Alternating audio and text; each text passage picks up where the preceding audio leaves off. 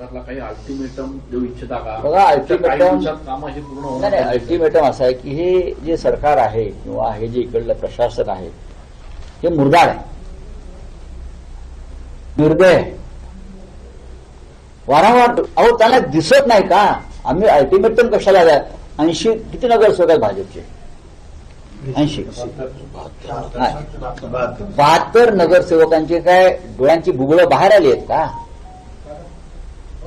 या रस्त्यात तुमचे इकडले भाजपचे आमदार आंदोलन करतायत खड्ड्याविरुद्ध, राजीनामा द्या ना. मग मला बादला मी गेलो, लोक म्हटले आमदारांनी इथे आंदोलन केलं. ही कसली नौटंकी? त्यांच्याच नगरसेवकांना बोलू दिलं जात नाहीये. जे नगरसेवक बोलत आहेत त्यांच्यावरती गुन्हे दाखल केले जात आहेत भाजपच्या. नगरसेवक मला जनतेने सांगितलं, आम्ही जेव्हा तक्रारी करतो खड्ड्यांच्या तेव्हा महापालिकेचे अधिकारी आम्हाला धमक्या देतात. काय धमक्या देतात? महापालिकेचे अधिकारी आम्हाला धमक्या देतात, नागरिकांना. ही गुंडागिरी.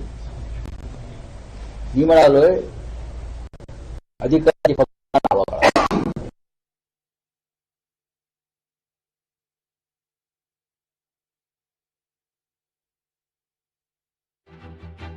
रेल शहर असल्यासारखं भासतं असं संजय राऊत म्हणतायत.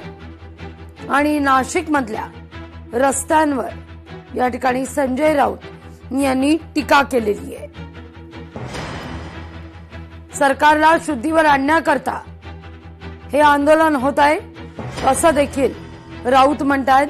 नाशिकमधून खासदार संजय राऊत यांनी सरकारवर निशाणा साधलेला आहे.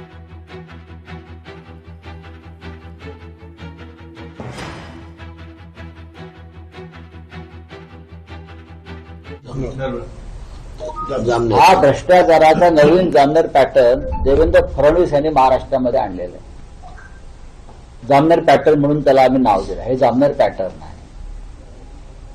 Bogus tendering, bogus work order, bogus work order.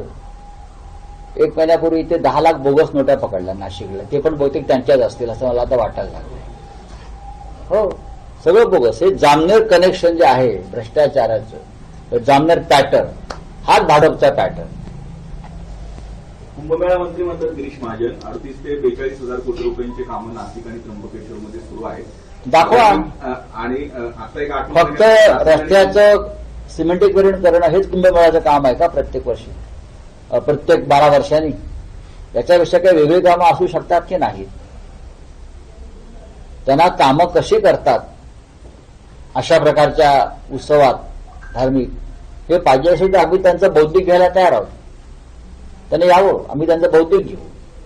हे स्वतःला जे अतिशहाणे समजतात की सगळं आम्हालाच येतंय, यांचं प्रत्येक काम हे फक्त कमिशनसाठीच आहे. प्रत्येक काम त्यांनी काढलेलं कुंभमेळ्यातलं असेल, महापालिकेतलं असेल, कोणत्याही, हे फक्त कमिशनसाठीच आहे. कमिशन आधी घ्यायचं आणि ठेकेदारांना मोकळं रान द्यायचं. आपण आरोप करत आहात, पण आपण आज नाशिकमध्ये मोर्चा करतायत. महापालिका आयुक्तांशी आज आपण भेटणार का? आणि एवढे आपल्याकडे समजा काही पुरावे असेल किंवा आपण आरोप करत आहात तर मुख्यमंत्र्यांशी किंवा इतर कोणाशी संबंधित व्यक्तींशी? बरं, मुख्यमंत्र्यांकडे भ्रष्टाचाराचे पुरावे देऊन मुख्यमंत्री काय करतील असं आपल्याला वाटत असेल तर मला सांगा, मी त्यांना भेटेन. हे सगळे भ्रष्ट मंत्र्याने मुख्यमंत्र्यांना खिशात ठेवले आपल्या. का कळत नाही मला. देवेंद्र फडणवीस यांचा असा सुटलेला पापड का झालाय मला कळत नाही.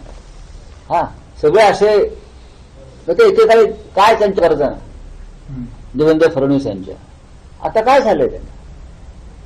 हे सगळे भ्रष्टाचार करणारे लोक त्यांच्या अवतीभोवती कोंडाळ्या करून बसलेले आहेत. मग मिंदे गटाचे असतील, त्यांच्या पक्षाचे असतील, थातूरमातूर कारवाया करायच्या. आदिवासींची जी काय अवस्था या महाराष्ट्रामध्ये आपण पाहिलं असेल. आदिवासींच्या जमिनी लुटल्या जात आहेत, आदिवासींच्या पोरी सर्पदोषाने आश्रमशाळेत मारल्या जात आहेत आणि फक्त थातूर मातूर काहीतरी बोलतात, हा हा हू करतात आणि निघून जातात.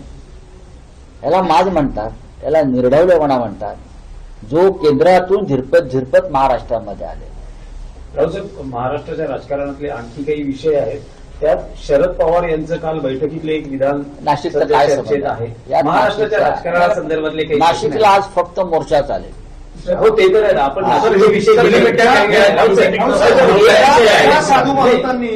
ज्या साधू महंतांसाठी हा कुंभमेळा होतो भाविकांसाठी, नाशिक मधल्या काही आखाड्यांच्या साधू महंतांनी गेल्या आठवड्यात पत्रकार परिषद घेतली आणि त्यांनी नाराजी व्यक्त केली. त्यांनी असं आणि सांगितलेलं आहे, त्यांना मंत्री महोदय असं म्हणताय की तुम्ही फक्त कुंभमेळा बघा, नियोजनाची जबाबदारी आमची आहे, अशा पद्धतीची उत्तरं साधू नाही बघा. त्यातले अनेक साधूंनी आमच्याशी संपर्क साधला. आखाड्याचे जे प्रमुख लोक आहेत त्यांनी माझ्याशीही दूरध्वनीवर चर्चा केलेली आहे आणि कुंभमेळ्याची जी कामं काढलेली आहे ती फक्त पैसे खाण्यासाठीच काढलेली आहे असं त्यांचं म्हणणं आहे. याच्यामध्ये साधू संत आणि इतर ज्या काही सुविधा किती निर्माण होतील ह्याच्याविषयी सगळ्यांच्या मनात शंका आहे. बहुतेक साधू संतांना खड्ड्यात टाकायचं काम,